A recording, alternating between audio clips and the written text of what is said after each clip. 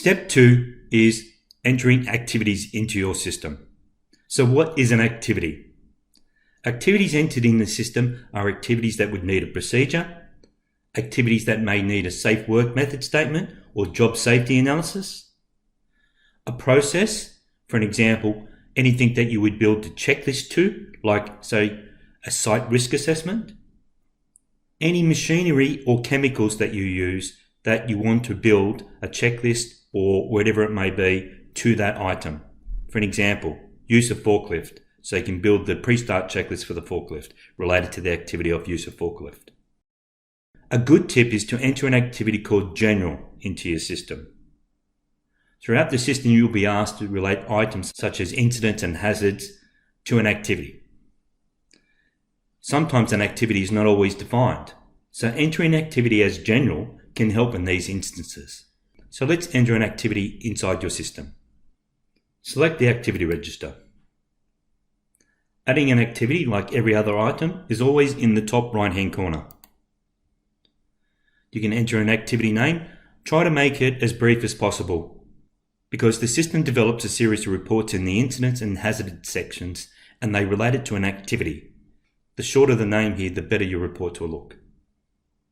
You can relate an activity to a site, an individual site, and that will only be seen by that site or any other site underneath that site.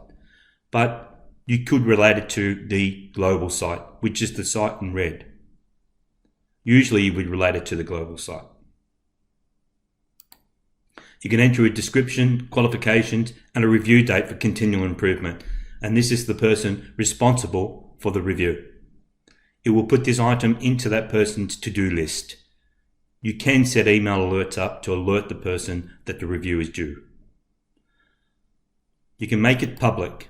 Public means it's going to create a QR code for this activity, and when scanned, the person won't even have to enter a username and password to see the activity.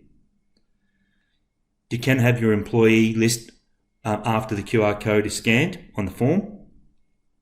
But if it's something the general public can use as well, the answer would be no, for privacy reasons. Make sure you select submit. You could upload the document here, but you can also upload a document here, no larger than 20 megabytes. It's a good idea that if it's a scanned document, you need to open that document up again and save it as a PDF, because it's not a true PDF. I can select the view icon. This is where I actually create my QR code by just selecting print QR code, and it creates a QR code with the name of the activity on it. When the QR code is scanned, this is the page that the employee will see.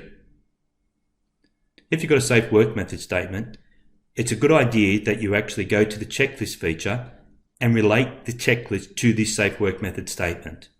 Yes, I have read the safe work method statement. Yes, I am wearing the appropriate PPE. Yes, I have actually identified all the hazards. So you're having this checklist as confirmation that the person has actually read the safe work method statement and also implemented the control measures. You can edit the activity at any period of time. You won't have to update the QR code. It will automatically update the QR code.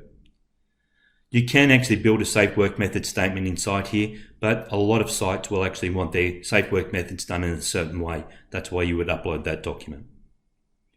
You could use this feature to actually prove that the employee has actually read that safe work method statement. You can deactivate this activity as well, and it'll be seen in your inactive register. You can also produce a QR code that, when scanned, opens up the entire register. And you can publish this register in a variety of reports. So that's the activity register. Now select Next to let the helper take you step by step on how to use this register and how to enter activities.